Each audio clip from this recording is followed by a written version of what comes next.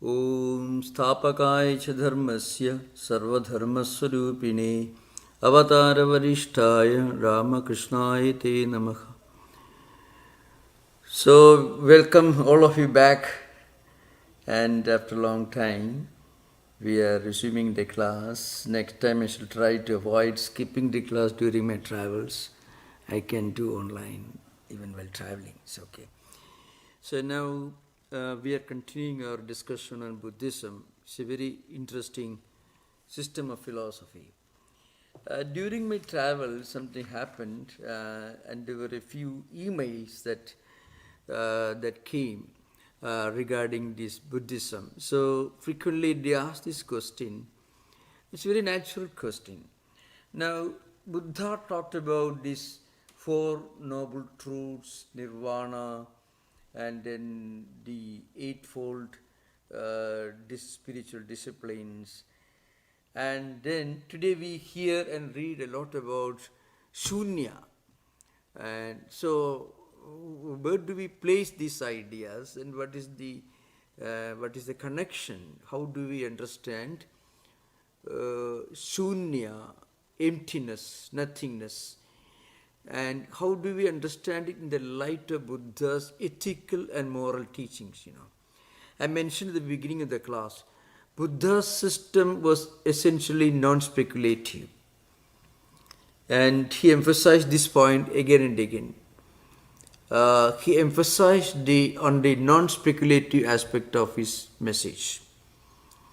At the same time, today we hear and read a lot about Buddhist doctrines, mostly about Shunyavada, nothingness.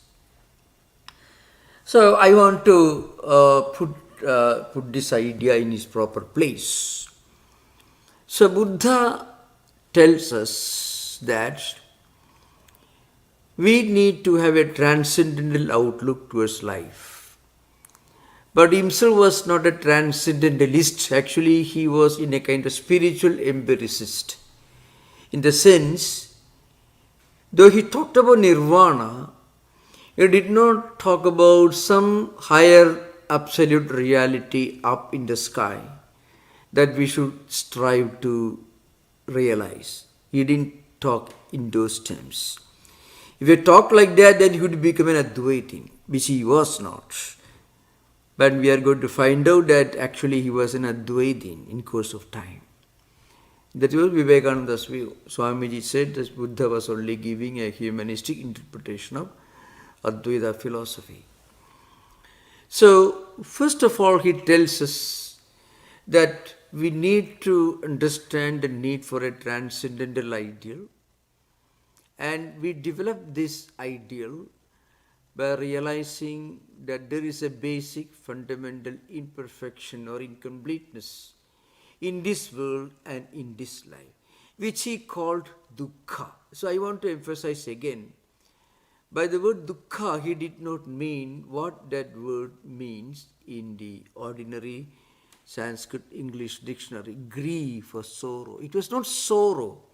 Sorrow is an extremely misleading and unfortunate translation of what Buddha implied by the word Dukka. This should be understood very carefully. Chattvari Arya Satyani. So Arya means noble. Satya means truths. Chattvari means four noble truths. So what he was talking about was, there is such a thing as incompleteness, that is dukkha, and there is a cause for it, there is a way out of it, and the way out of it is nirvana. Now, when he talked about nirvana, you have to remember, he talks about certain spiritual disciplines. For example, he talks about 8 disciplines. Now, if you read these 8 disciplines, if you understand what he meant by these 8 disciplines, they are not very different from the yamas and niyamas that you find in Patanjali's system. For example, Samyak Smriti, right mindfulness, that he said. But just one example, Samyak Smriti, that's the 7th one. Samyak Smriti is nothing but the right, a proper way of understanding things and keeping in our mind aware of something at the same time without being attached to that object. Now, to begin with, Samyak Drishti, the right outlook towards life, the right attitude towards life, and then the right resolve, Samyak Sankalpa, the right way of understanding, the right way of being ready to do our duty and responsibilities, and then the right way of using our resources, like for example, Samyak walk, speaking. So thinking, speaking, seeing, attitude towards life should be right. So what did he mean by right? Samyak, the Sanskrit word, means appropriate. What he meant was, do everything, but remember, you should have a higher ideal that guides you towards Nirvana. Because once you get established in these 8 disciplines, what really happens is you get Nirvana. And Nirvana is nothing but understanding and realizing the fundamental impermanence of everything in this world and the fundamental absence of anything permanent in this world, which Nagarjuna called Shunya. So we'll come to that very soon. Again, right conduct, Samyak Karma, then Samyak Ajiva, Samyak the right livelihood, Samyak Vyayama, Samyak right effort, and Samyak Smriti, it called Samyak Sati in Pali, and then Samyak Samadhi. These are the 8 disciplines that one should practice according to Buddha. So now when you practice this, what happens is, you realize that there is one absolute reality, but that absolute reality is not something that is visible, that is empirical. It is something that we experience. It is something that is beyond any binary definitions, binary understanding. That's an important word. Because frequently, the English translation for one important philosophical method used by Nagarjuna in Madhyamika Karika is Tetelemma, we call it. That means Catuskoti. So, that means 4 modes or 4 ways or 4 possibilities of looking at reality. It's called Catuskoti. So, Kodi means a mode. 4 possibilities, 4 different ways of looking at reality. And Nagarjuna uses this term to negate negation of any external appearances, any internal appearances, Atma or consciousness, and even the absolutization of the concept of Shunya, which is the absolute principle in Nagarjuna. We'll very soon find out. Now, before going further, I would like to explain what is Catuskoti. Catuskoti is used in Advaita based on Shankaracharya's commentaries on Brihadaranyaka Upanishad, Mandukya Upanishad, so on. Those of you are familiar with the well-known Mandukya series in our own Vedanta Society's channel, Na Antaprakyam, na Bhishprakyam, na Ubheda-prakyam, na Prakyam, na Prakyam, etc. Na means negation, rejection. It is not Catuskoti, actually it is Chadus means 4. Nagarjuna is talking about 4 kinds of negation, fourfold negation of anything. When you negate these 4 different possibilities, what happens is you realize the absolute truth which is Shunya. So one is, there is no such thing as any external appearances which is permanent, nothing internal appearances is permanent, and no consciousness, no Atman, nothing. Even Shunya cannot be called Shunya in the absolute sense, because if you define Shunya as Shunya, then it becomes defined, and when it is defined, then it is no more Shunya, because Shunya is beyond all possible verbalizations. So in other words, the rejection of all these four following possibilities, that is, a thesis, asti, it is asti means something that exists. Its opposite also is rejected. Its negation, nasti. Nasti means nasti. And then the conjunction of thesis and negation, asti nasti. There is no such thing in this world which can be called as existing. There is no such thing in this world which can be called non-existing. And there is nothing which is both existing and non-existing. And there is nothing in this world, it's a disjunction of thesis and negation, means asti and nasti together also cannot be. Actually, this takes you beyond the conventional logic as outlined in Aristotelian tradition, which is binary. If asti or nasti, this is or this is not. You cannot think of anything which is a combination of this, both or the combination of their opposites.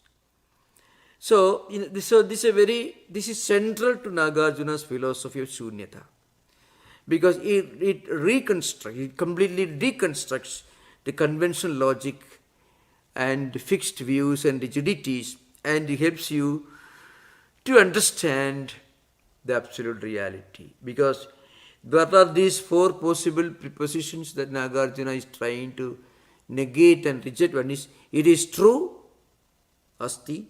It is not true, nasti. It is both true and true. True and not true, asti nasti. Neither true nor not true. So either existing or non-existing, or existing and non-existing, both existing and non-existing. And then the fourth preposition is neither existing nor non-existing. It is sufficient to drive any normal man crazy if you don't understand the depth of this philosophical idea. That's because in normal human logic and also in Aristotelian tradition, if one is there or the opposite is there cannot be anything in between. It becomes a self-contradiction. Now, Nagarjuna says the absolute reality cannot be put within the framework of these binary definitions or binary understanding of this or that. No, that's why that's frequently they use the word Catuskoti. So actually he uses this framework to show that the absolute reality is beyond any kind of conceptual categories or definitions.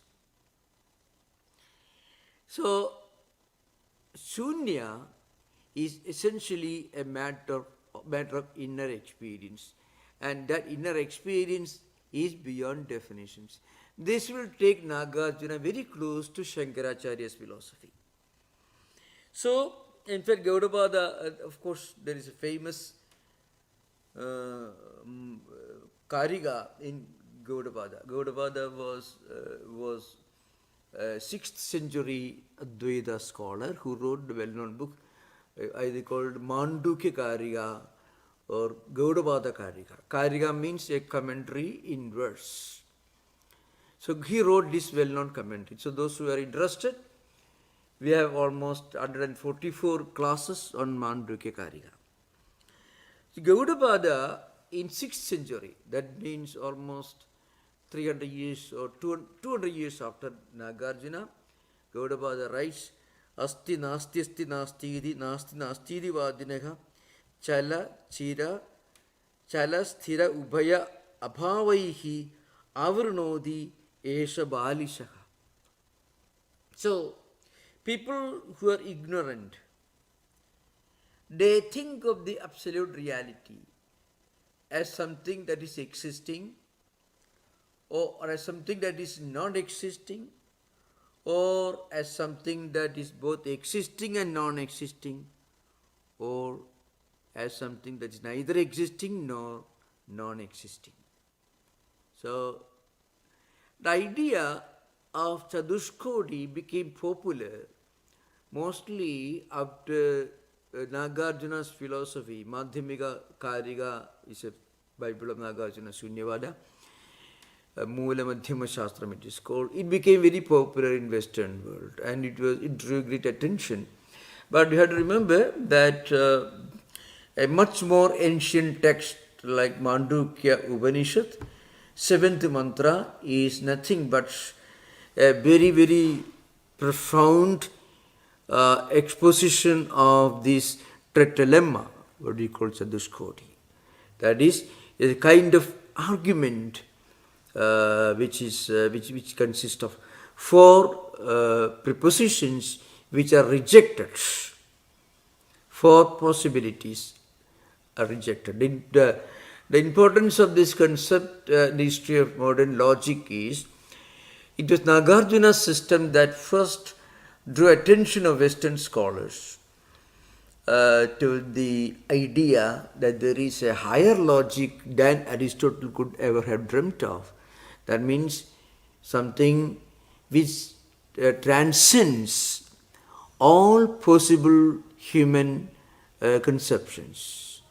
So it goes beyond the binary system of Nagarjuna. Aristotle. Aristotle's system limited human logic to the binary level. The Nagarjuna system showed a possibility of going beyond the binary prepositions, binary opposites. So now by the commentators like Anandagiri, who wrote a commentary, and of course Shankaracharya wrote the main commentary, and Anandagiri wrote a short note commentary called Tiga on Shankara Bhashya. So it made very clear in those books that some of the philosophers of ancient times used to believe that Atma is existing or Atma is non-existing. Atma asti Vaisheshikas, that means the Kannada school. And Atma nasti Vainashika, mostly the Vijnanavadins. And a small school, a fringe school of Indian philosophers called Jaina school, Digambaras, they believe asti nasti, called Sadasat-vadinaha. The Jaina philosophers, they're very liberal. Oh, it may be existing, it may not be existing, it may not be existing and non-existing. It's called Syadvada, which doesn't have a very prominent place in the hierarchy of Indian philosophical systems. And then Shunyavadins, they say, nasti nasti. They emphasized the absence or the non-existence of anything that is permanent in this world. So, in order to emphasize this truth of the non-existence of anything permanent, Nagarjuna brought in this idea of Catuskoti Vivarjitam, means it is the absolute reality devoid of Catuskoti, devoid of these four possible prepositions, that means either true or not true, or both true and not true, and also, or maybe neither true nor true. So all these prepositions are completely rejected in Catuskoti. We will come to a proper understanding of this. Now, why is this particular method used in expounding the absolute reality? So, in Advaita Siddhanta, it becomes very, very clear. Advaitins want to tell you that the absolute reality, Atman, cannot be called as something that is existing in the conventional sense of the term. Because when you use the word asti, it's existing or it exists, it is there. What you're talking about is that right now, at the time of your conversation, it is there in front of you. Or it exists, it could mean it always gives a possibility of its non-existence. So when you use the word existing, you are indirectly implying the possibility of its opposite. So I'll try to make this clear. Many of you may be familiar with the word Sat-Chit-Anandam. Sat-Chit-Ananda. It is used in Vedanta very normally. And Asti Bhati Priyam. These two terms are used. Now, Madhusudana Saraswati in Advaita Siddhi says, though the Brahman, the absolute reality of Advaitin, cannot be explained or described or defined, still we can say Astitvam, Bhaditvam and Priyatvam Brahmano Lakshanaha, he says. The characteristics of Brahman is that it is Asti, Bhati and Priyam. Asti means existing, Bhati means it manifests, it shines. Priya means it is something that gives you joy, its existence. Now, in Vedanta, there is the other important concept, that is Sat-Chit-Ananda. Sat means existence. And Chit means consciousness. Ananda means blissfulness, blessedness. Now, according to Vedantins, there is a problem in trying to understand Brahman as Satchidananda. Because if you use the word Sat as existence, then indirectly you are implying the possibility, the remote possibility of something which is its opposite. If you say Sat, then there is a possibility that's implied that Asat also is there. Otherwise, why you should use the word Sat? So the word Sat is used. There is a remote possibility that is implied that Asat also may be there. In that case, it becomes dualism. It becomes Dvaita. It's called Advaita Hani. Advaita, the central thesis of Advaita will be disturbed. So, again, Chit. Chit means consciousness. If we use the word Chit as the Lakshana, as the characteristic of Brahman, then it also implies Jadatvam, or something which is Achit, which is devoid of consciousness. So there again, you are implying the possibility of the existence of its opposite. If you imply he is a very tall person, then there is a possibility that somebody may not be, there may be somebody who is not as tall as him. Or if you use a comparative degree, he is taller than somebody who is not so tall. So, every term other than Asti Bhadi Priyam implies some kind of comparison, some kind of coexistence along with its opposite.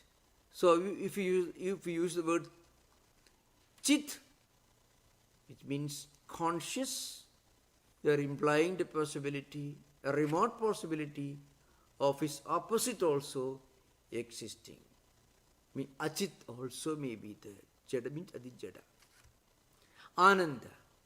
Ananda means blessedness. If you define Brahman as Ananda, then it implying that there is something which is opposite Dukka. Now, so Madhusudana says, Astitvam, Bhaditvam Priyatvam. You are not saying something which is existing. You are implying the reality of existence. Astitva means the fact of it being existing, not something which is existing, but the reality, the fact of its existence is the word astitvam. So asti, bhadi, it manifests, it shines. So there, bhati, the manifestation is devoid of its opposite, like a coin with only one side. One may ask this question, in fact, asti also, say nasti or may be there, but no. Here, asti means it is the existence itself. Existence itself, without anything connected to it. That is asti. And then bhadi, the manifestation itself. Manifestation as such. Again, priya. When there is something existing, when we are aware of it, we become attached to it, it becomes dear to us.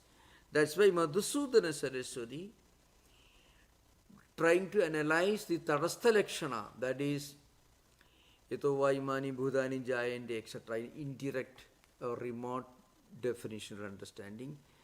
Then Surupa Lakshana, that is Sat-Chit-Ananda.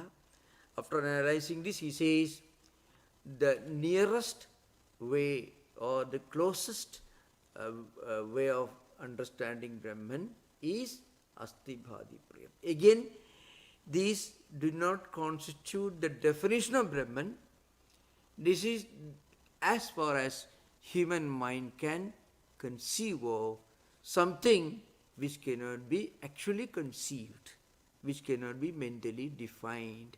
So, when you use human language to explain something which human language cannot explain, when you use words to explain something which words cannot explain, this is as far as human mind can go. This is a great thesis that Madhusudana writes in Advaita. Madhusudana lived in 16th century, almost 1,000 years after Nagarjuna. Nagarjuna is also using the same technique. So Nagarjuna is denying everything. Of course, this idea of Catuskoti originally comes from Buddha's own discourse. Somebody asked Buddha, after death, will you be existing? Tathagata will exist after death? He said no. That means he will not be existing? No. So he will be existing and non-existing? No. He will be neither existing nor non-existing? No. So that is it based on this original source of the Catuskoti comes from Buddha. So Buddha was trying to imply that human conception, intellectual construction cannot approach or define or describe the absolute reality. In other words, Shunyada is nothing but Nirvana in experience. Now, one may ask this question. When a spiritual seeker first realizes that, well, this world of worldly enjoyments and pleasures, they do have a fundamental incompleteness, imperfection, which is called Dukka. In that case, what happens, then you should realize that, first of all, everything in this world has its limitation.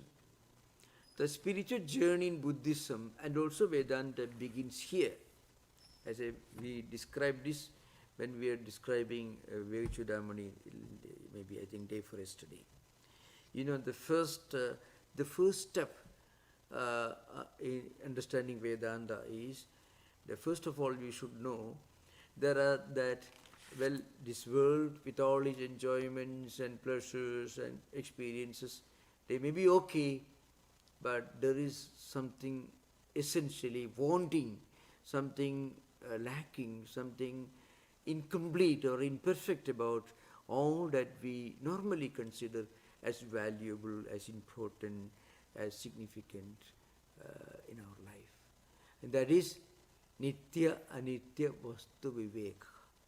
I mean, all these things we call Anitya, they do have one problem: they don't exist for all times. They come into existence, they exist, and they disappear. Therefore, we must try to realize that which always exists, which is the opposite of Anitya, that is Nitya. And once we understand this, then Ikamutra Phala Bhoga Viraka. So sadhana sadushtaya sambatti of Advaita Vedanta is the same as Chattvari Adi Satyani, the Four Noble Truths of Buddhism. Because once you realize that all these empirical worldly things, they are imperfect and they are not everlasting, they are perishable, then you feel a kind of indifference, a disregard, a kind of you ignore these things. You try to look for something transcendental, that is Nitya. Then Ikamutra Parabhoga Viraka. Then what happens is you feel a kind of inner renunciation of worldly things. And when this happens, what really happens is Shamadhi Shakka Sampatti. Samadhyama Uparadhiti Diksha Saddha Samadhanam. Mental discipline, self-restraint, restraining the senses, restraining the mind, restraining the thoughts, restraining our emotions. When this happens, what happens is we become focused on Nirvana. This is Buddha's scheme. So we'll come to that later, in course of time. So now we will try to explain this in the light of Buddha's own Eight Noble Truths, and then we will understand that Buddhism is nothing but, Buddhist idea of Shunya is nothing but another word for Atman. What Buddha called Shunya is called Brahman in Vedanta. Either Shunya implies that there is nothing in this world which can be called permanent. Purna means if you take a different look, then there is something which is all-pervading. But the world as such is imperfect or incomplete. But the world seen as the manifestation of the Absolute is real. So that's why Buddha gives this elaborate scheme for preparation. So we will discuss that. The first important view is Samyak Drishti, the right view.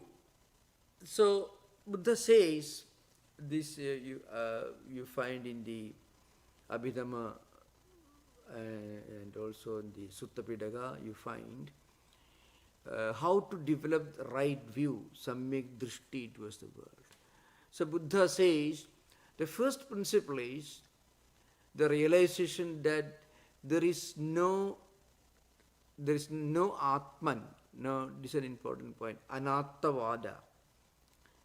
So one may be confused when you talk about Buddhism and Advaita together. Advaita says that Atman is the absolute reality. Atman, ajiva brahmaiva atmanaha. Na aparaka means Brahma Satyam Jagat Mithya Jivo Brahmaiva na aparaka. So Atman is only reality.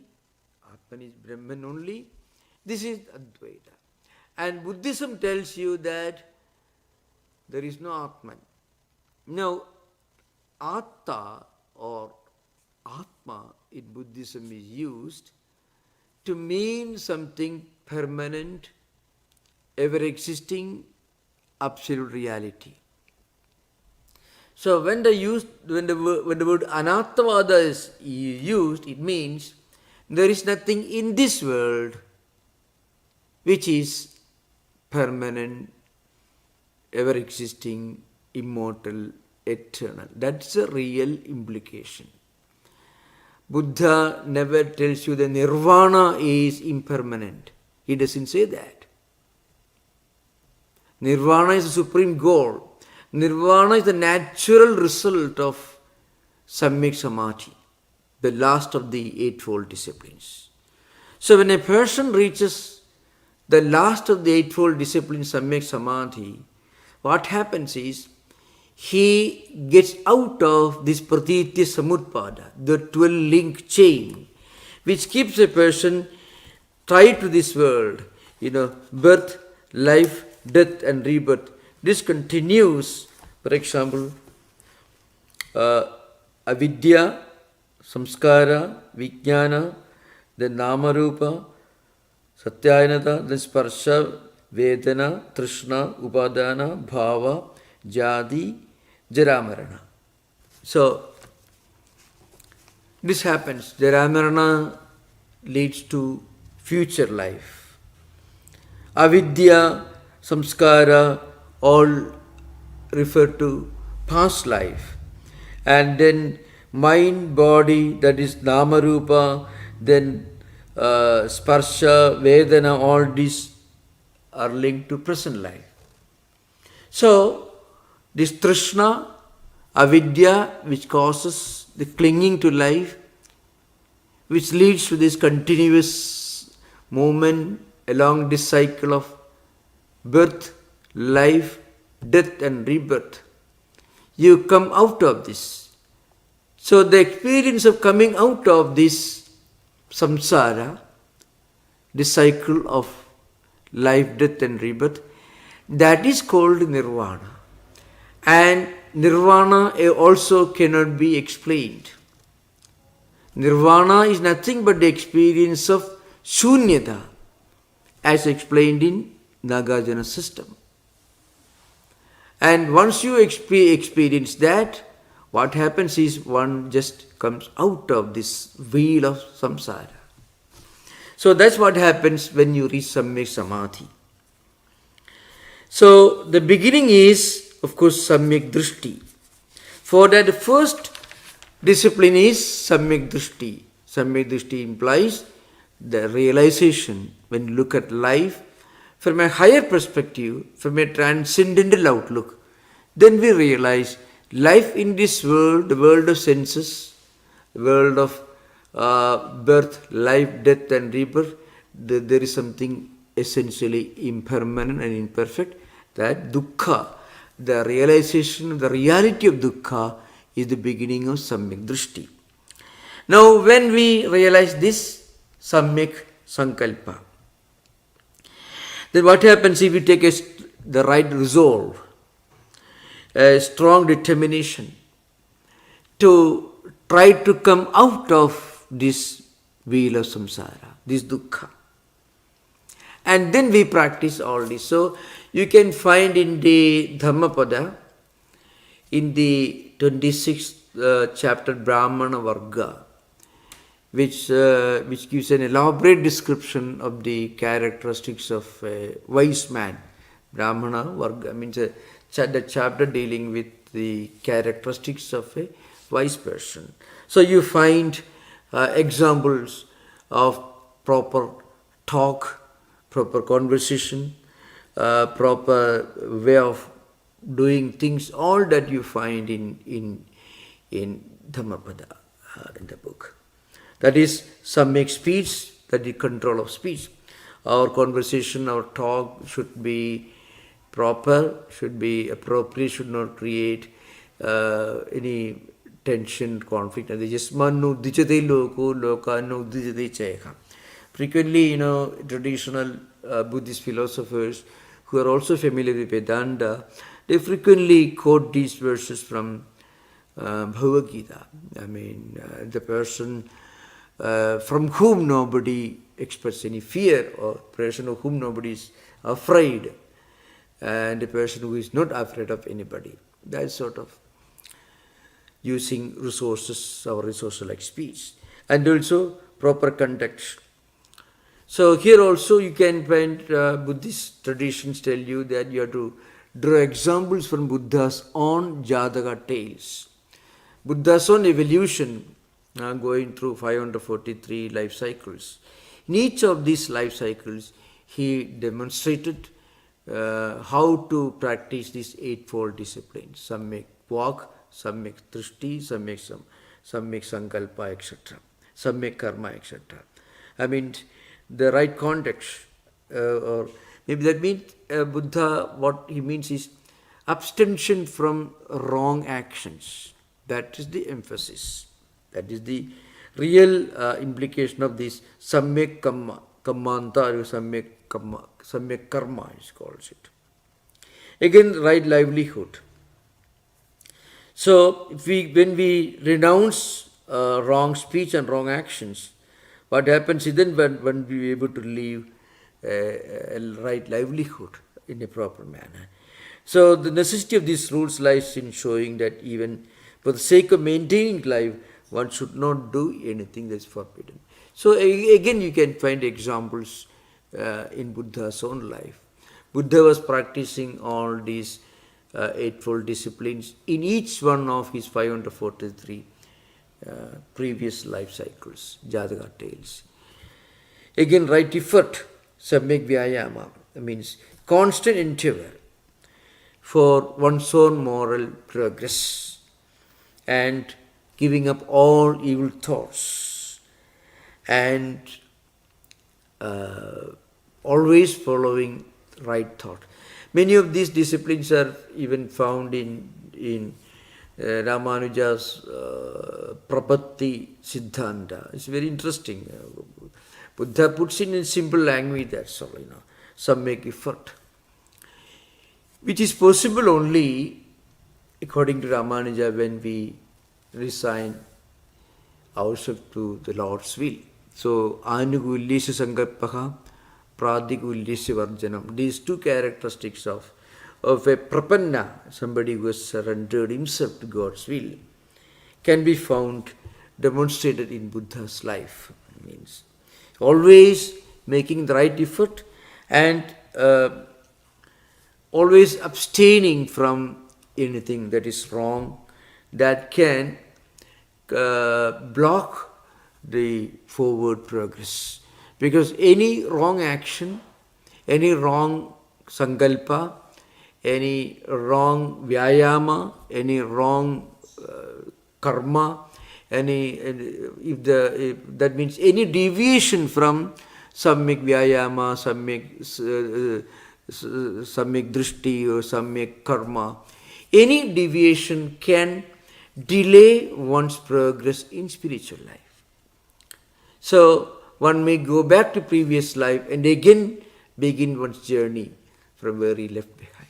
So that's why Buddha says, when we practice samyak vyayama, we should always endeavor to maintain moral progress and avoid all wrong actions, wrong thoughts, evil actions. And we should always entertain proper actions. Then right mindfulness, that means samyak smriti, which actually is its real importance can be found, can be demonstrated when we read the Satyupattana Sutta, Mahasatyupattana Sutta, Buddha's discourse on mindfulness. How to remain aware of everything, at the same time be detached.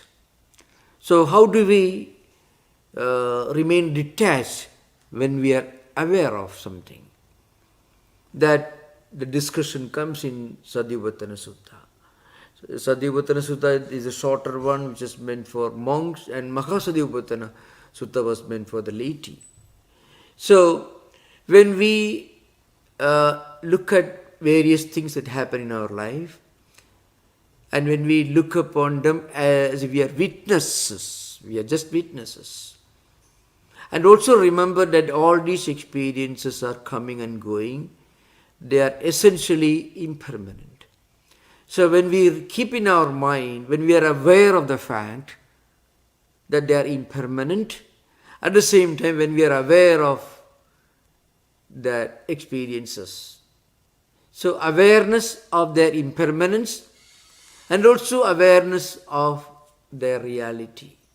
Then what happens is we can mentally filter out, we can practice detachment.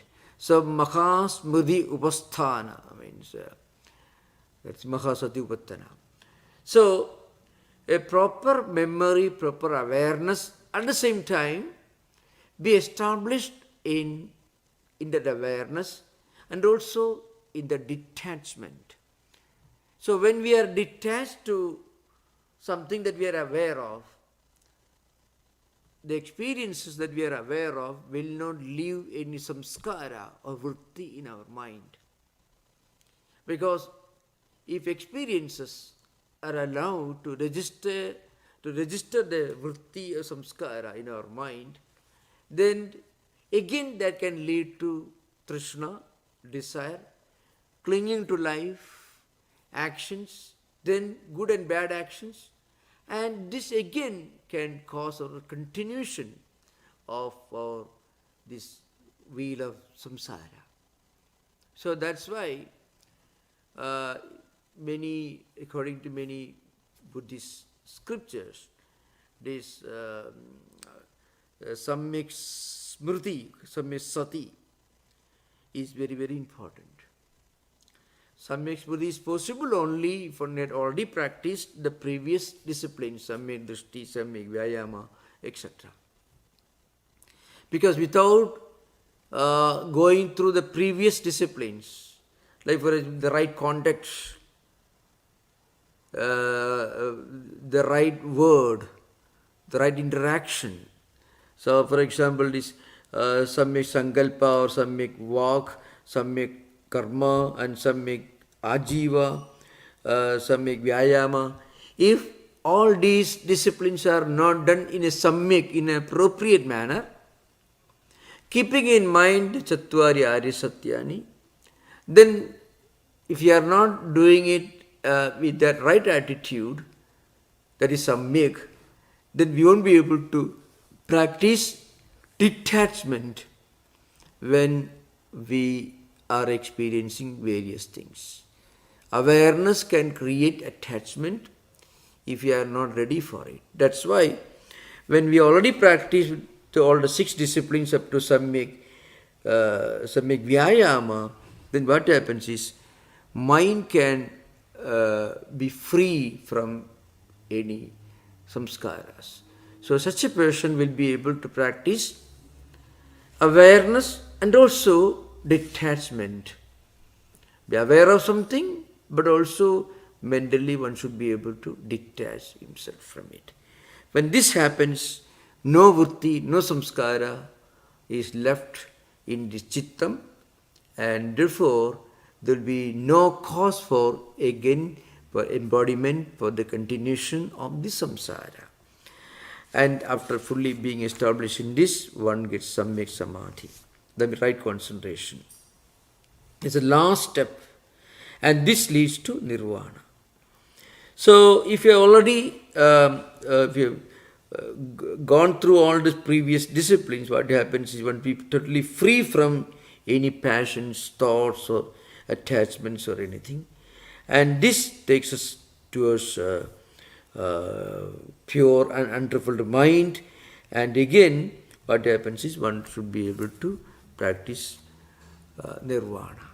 So this experience is nothing but Nirvana, according to Nagarjuna. So we all begin with the realization of the fundamental impermanence of worldly enjoyments, life of worldly enjoyments, everyday experiences. Not that we should run away from it, but realize that they're essentially impermanent, imperfect, incomplete. From that, we slowly start practicing these Eightfold disciplines. And when we have fully established the Eightfold disciplines, what happens is Nirvana. According to some Buddhist philosophers, Nirvana is something compared to extinction of a lamp. When the wick, everything is gone, nothing left behind. But Buddhist philosophers were frequently uh, engaged in debates with non-Buddhist philosophers. So very often the debate was this: well, if you attain nirvana, and nirvana is certainly nirvana is the freedom from samsara, from the wheel of birth, life, and rebirth, and so on. So in that case, who is attaining the nirvana? So Buddha did not give a proper answer. So Buddha, as I mentioned, in one of the discussions, Buddha did not say yes or no, or rather he just left the ultimate answer unsaid. That means, when, as I mentioned earlier, when the disciple asked Buddha, Tathagata will remain after death, he said, no. We say, no, I mean, he won't remain, that also is not correct. So all the four prepositions are negated in Buddha's conversation in the disciples. Out of this you find Nagarjuna developed the Catuskoti, rejection of the four possible prepositions. And that means life is not to be limited to binary opposites. Life and its meaning is much more complex. So that is a great contribution of Nagarjuna. Because of Nagarjuna's Madhyamika Karika and his popularity in modern world, this idea of the tetralemma, I mean Catuskoti, is normally spoken of in association with Nagarjuna's philosophy. But its origins can be found in the Mandukya Upanishad, the Brihadaranyaka Upanishad, where the ultimate reality, Brahman or Atman, is spoken of as indescribable, non-definable, unapproachable. Pancha Shabda Pravritti Nishedhaka means beyond any kind of verbalizations.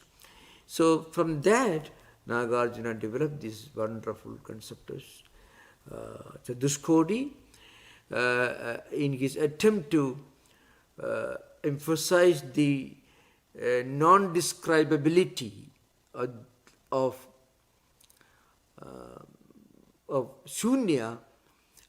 He took resort to the Catuskoti. So now we can have interaction. Maybe after a long time you may have more doubts, and we are continuing the session today onwards. Thank you, most welcome. Yeah. What is the difference between Samyak Karmanta and Samyak Vyayam? Oh yeah. Samyak Vyayama means samyak effort. Whatever you try to achieve, whatever you try to attain, that should be appropriate. That's all. That is samyak Vyayama. Samyak Karma means any kind of action. I think in Samyak Vyayama it means proper effort, right effort, and also continuing effort. That's samyak. It should be proper and continuing. It's not very different from karma. Karma is more an umbrella term. Any kind of action should be appropriate. But here is linked to one's own livelihood. How you support your own life through proper effort without taking resort to anything wrong. That's why there is a great emphasis on doing everything for moral progress. Livelihood is Samyak Ajiva. Eh? Samyak Ajiva is right. So he say, if we go to Buddhist scriptures, they will say Samyak Ajiva can it means livelihood. Yeah, maintaining life with honest means. That's what I. So effort means effort. Samyak Vyayama can mean effort. Samyak Ajiva also can mean effort, because right livelihood is the real meaning of Ajiva here. Right livelihood. How you live. So Samyak Karma, Samyak Ajiva, Samyak Vayama, they are not totally distinct from each other. So can you also review the Tattvari Arya Satyani, Swami? Sattvari Arya Satyani, first you realize that there is something essentially incomplete in this world. That is, there is dukkha. Then there is a cause for dukkha.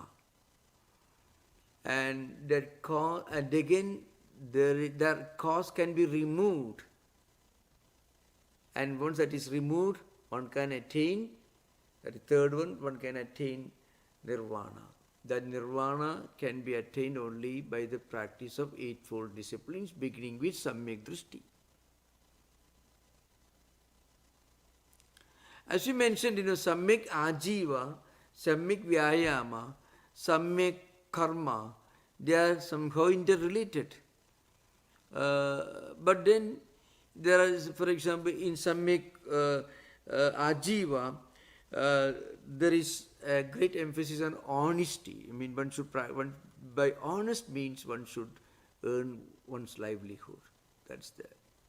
And in Samyak Vyayama, first of all, one should make right effort and also avoid any wrong way of doing things, avoid wrong or evil thoughts. How evil thoughts, removing evil thoughts, avoiding evil thoughts are related to Samyak Vyayama, the right effort maybe. When you do right effort, you can avoid evil thoughts.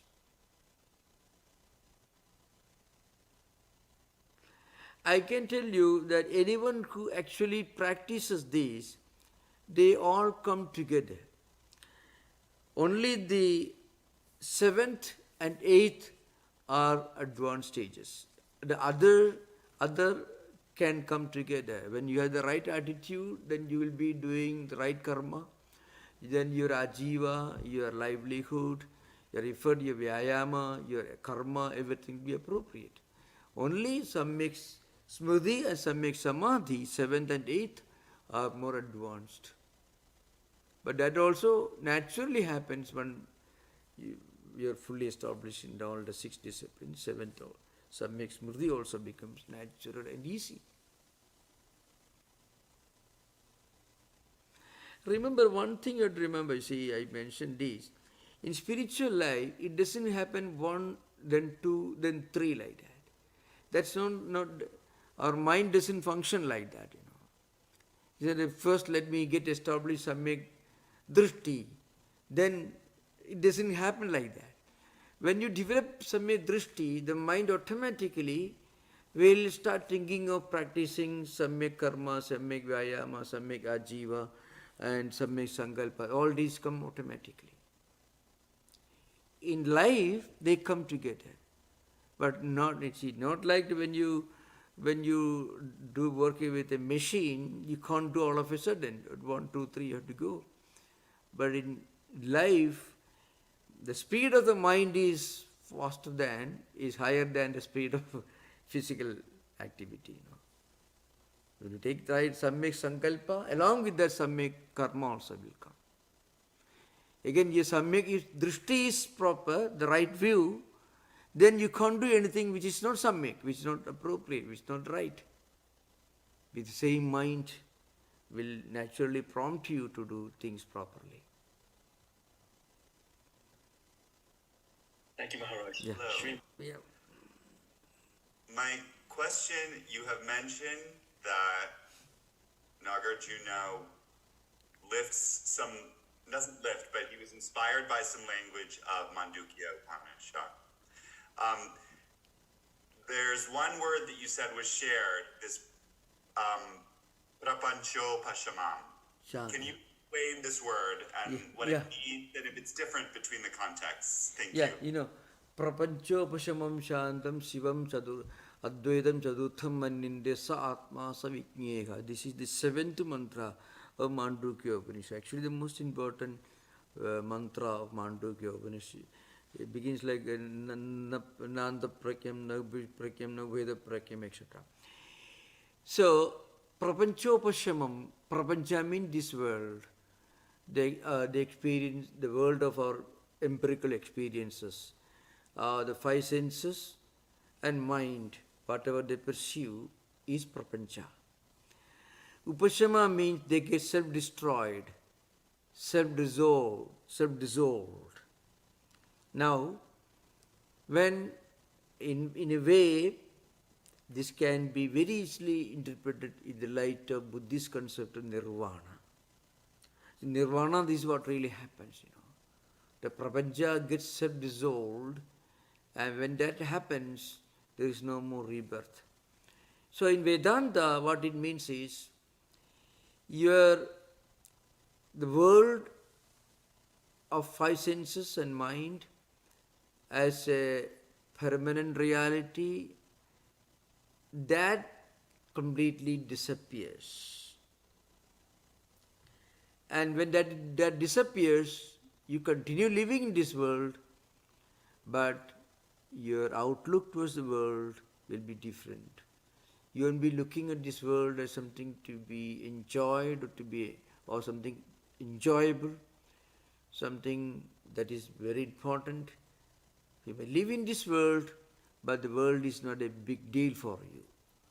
So the world practically gets dissolved into anything. To give an example in the Vedanta, Shankara's commentary, when you are seeing a piece of rope in the semi-dark room, you mistake that it is a snake.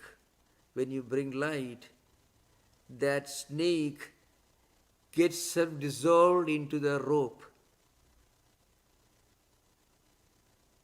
The snake, because you understand the rope for what it is, so it's not a snake, of course, the snake idea, the snake illusion, that's removed. But where the snake was lying, right now you see the rope. So where did the snake go? It didn't go out of the room through the window or the door.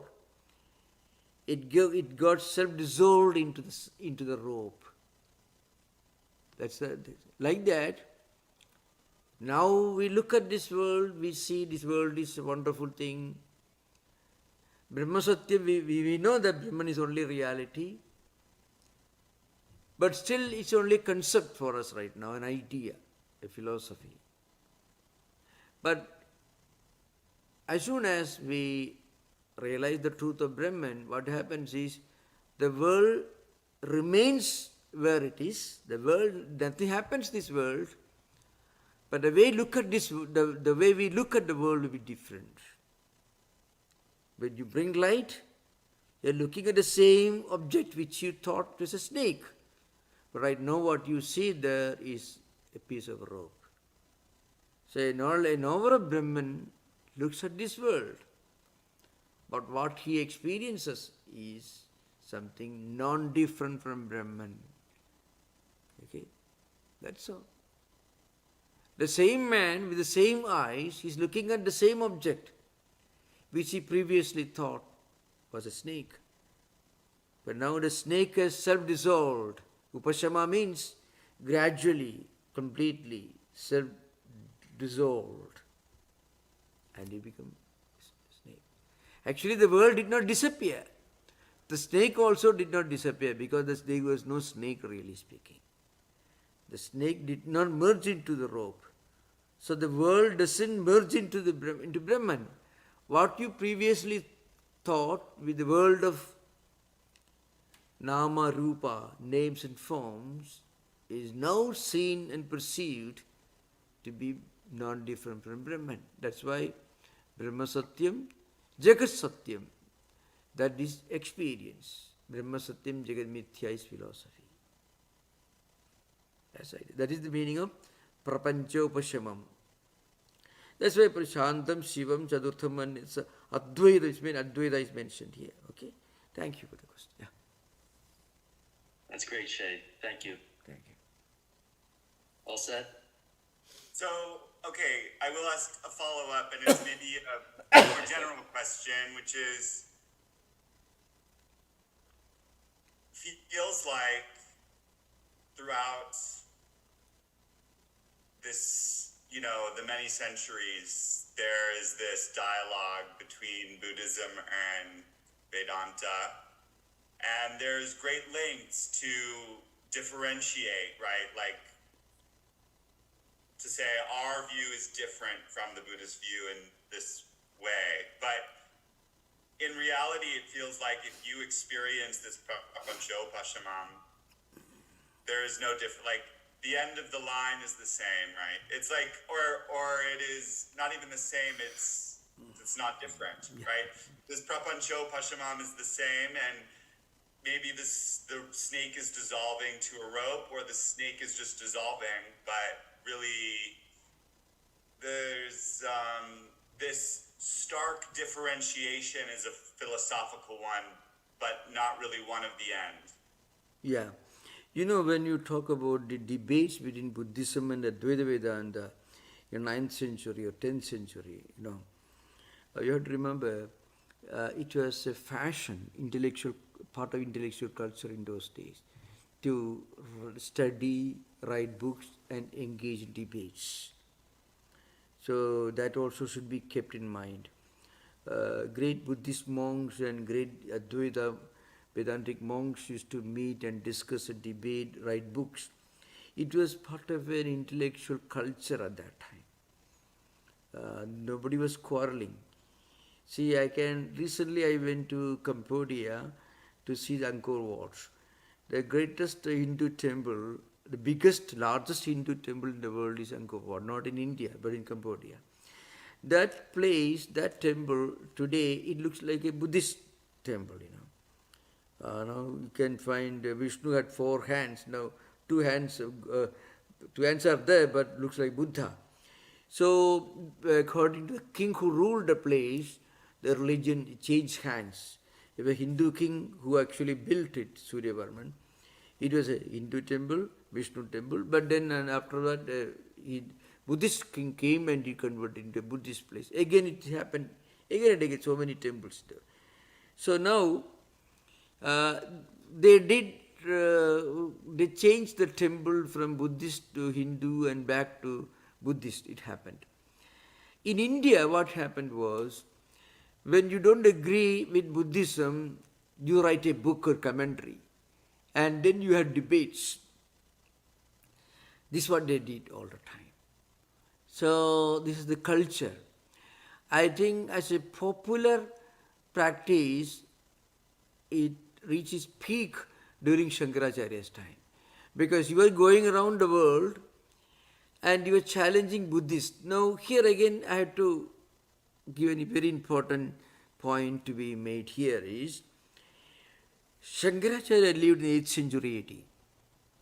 Now, that was not the time of Nagarjuna, or Dingnaga, or Dharmakirti, or Chandrakirti, or Vasubandhu, all the great Buddhist, Mahayana Buddhist, both Vijnanavadins and Shunyavadins. There were not many of them left alive because they all passed away.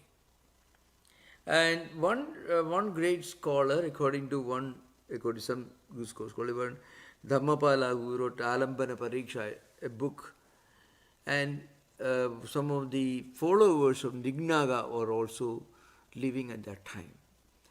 So their idea of Buddhism was essentially a kind of Vijnanavada school which denied everything. And Shunyavada became a kind of nihilism. So at that time, Shankaracharya went about debating with them. So it was not a debate between Shankaracharya and Buddha, who lived in 6th century BC. So frequently people, without understanding historical timeline, they would think Shankaracharya was quarreling with Buddha. Shankara lived 1200 years after Buddha. So Buddhism had changed so much in 1200 years. especially Mahayana Buddhism had become a kind of all-negating nihilism. Vijnanavada and Shunyavada both became a kind of world-negating, extreme kind of intellectualism. In fact, this happened to Advaita also after some centuries. This happened. So that should be kept in mind. But in places outside India, this kind of intellectual, philosophical warfare did not happen. They mostly changed the temples from Buddhist to Hindu and again back to Buddhism, like this happened, especially in Far Eastern countries.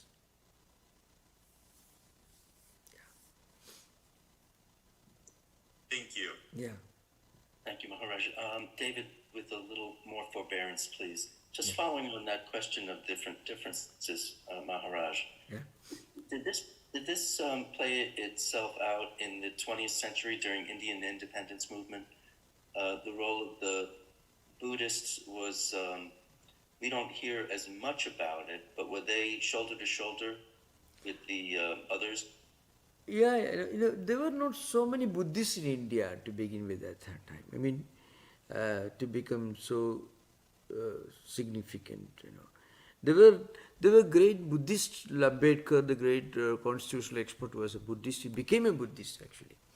There were some revolts against casteism in Orthodox Hinduism, even in 20th century, and many people actually got converted into Buddhism even in 20th century it happened.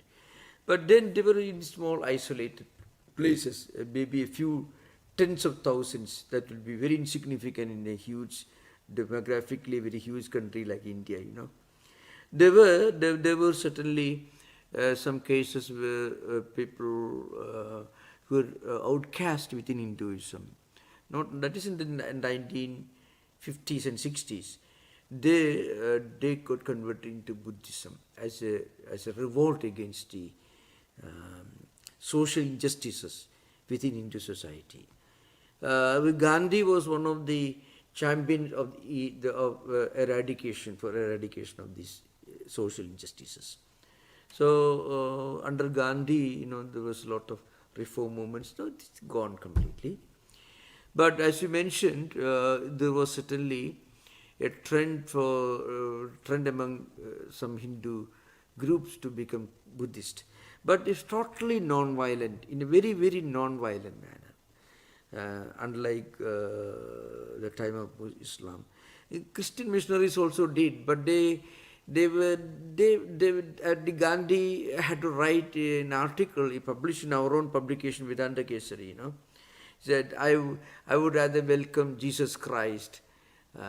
We need more and more of the teachings of Jesus Christ, but less and less of missionaries. Gandhi wrote, we need more and more of the teachings of Jesus and less of the missionaries.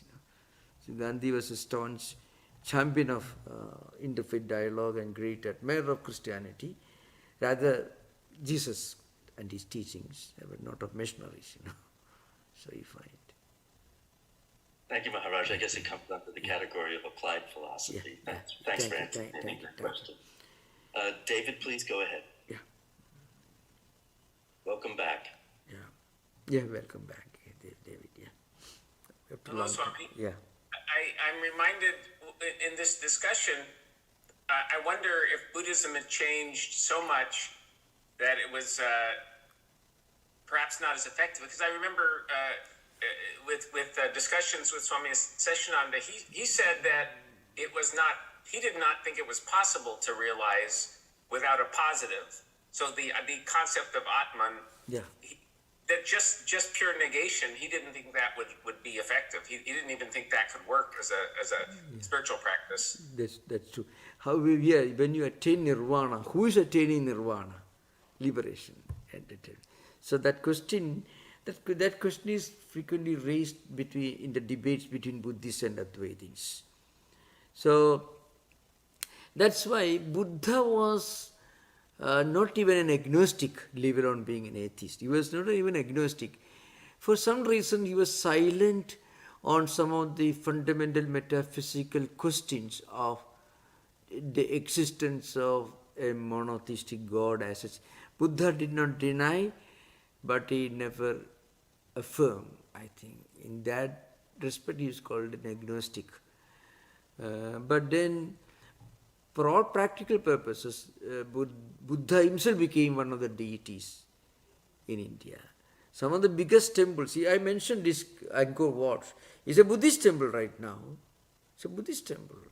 Just imagine a huge structure, which is, it is supposed to be the biggest, largest religious place in the world.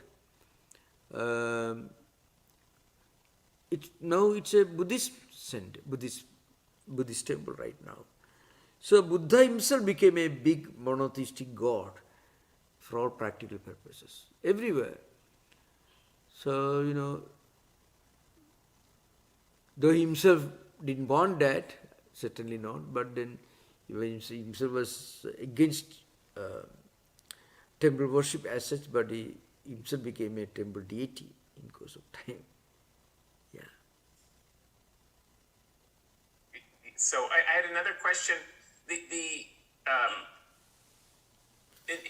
You'd mentioned, is the word in the Eightfold Path, do they use the word samadhi? Did I hear you right? Yeah, Samyak Samadhi. Samyak Samadhi, Sanskrit word, means the right concentration. That is used, that's the last eight discipline in the Eightfold discipline, Samyak Samadhi. Samyak Smriti is the seventh, Samyak Samadhi is the eighth, really speaking, Of course, yeah. What does he mean by that use of the word samadhi? What does he mean by that? As related to like Advaita Vedanta or Nirvikalpa Samadhi, those kinds of things. Yeah. I mean, the first stage of concentration is on reasoning and investigation regarding the truth. So, pure thinking and then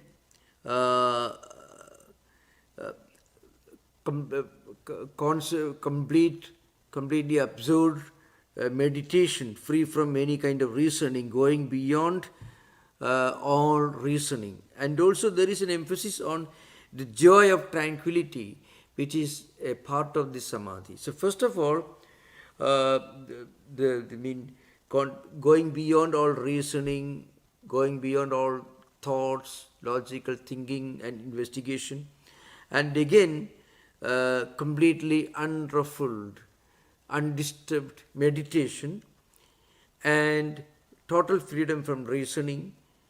So there is an element of identification of some of the mind with some experience.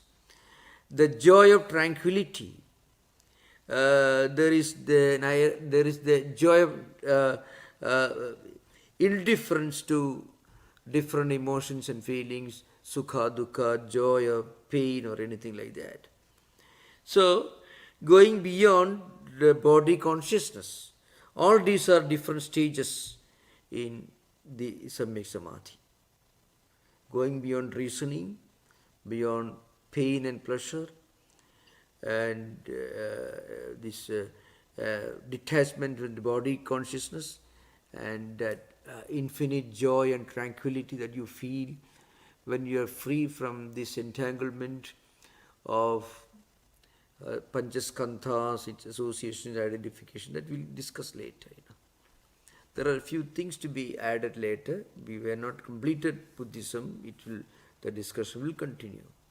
There are many other aspects of it. So, Swamiji, so what is the relationship between Nirvana and Sunya? Are they the same? Nirvana and Sunya. Shunya. Oh, yeah. In Nirvana, you experience the Sunyata, the fact of Shunya. That the Shunya cannot be described. So, when you attain, this is Nagarjuna, remember? Nagarjuna is one of the Nagarjuna school is one of the four schools of later Buddhism. Vijnanavada, Shunyavada. Nagarjuna, the exponent of Shunyavada, then the Sautrantika and Vaibhashika, there are two other realistic schools. So, in the context of Shunya and Nirvana, once you realize Shunya, which is according to Nagarjuna, the Paramarthika Satta, the ultimate reality, going beyond Sanjita. Sanjita means the relative empirical experiences, and Shunyada, then you attain Nirvana. Because once you realize Shunya, then you are liberated from the continuing cycle, the wheel of samsara. So the sunyata comes No before more birth. nirvana. No more birth. Once you attain nirvana, then there is no more birth. You are completely liberated, because once you reach that level of meditation, then you realize that you are beyond, you detach yourself from the body, mind complex consciousness, all the skandhas and all the elements that constitute the human body, human senses, perception, mind, thoughts, emotions, and all that. You completely detach yourself from the body, mind complex. And once you detach yourself from body, mind complex completely, at the 8th stage, then there is no more desire left, no more clinging to life. So if you have no desire, no clinging to life, then there is no more birth again. Clinging to life is desire to be born again, desire to enjoy.